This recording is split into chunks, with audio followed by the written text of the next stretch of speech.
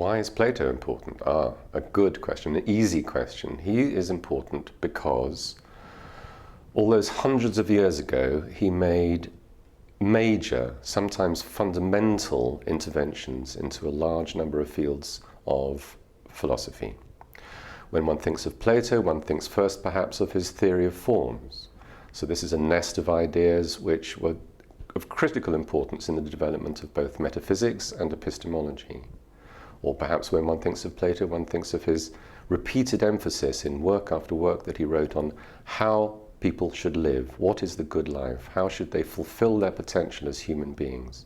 So he made major steps in ethics.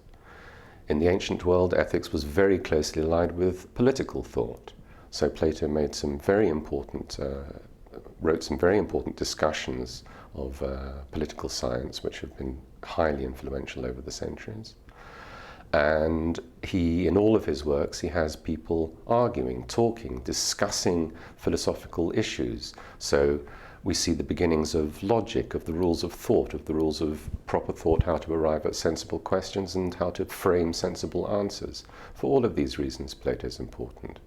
And more than that, the whole package is wonderful because this man was a genius as a writer. He was a complete genius. And so he presents these ideas not in any abstruse textbook fashion, but written lightly, written charmingly in a way that anybody can absorb as much or as little of it as they might be capable of absorbing. This is why Plato is important.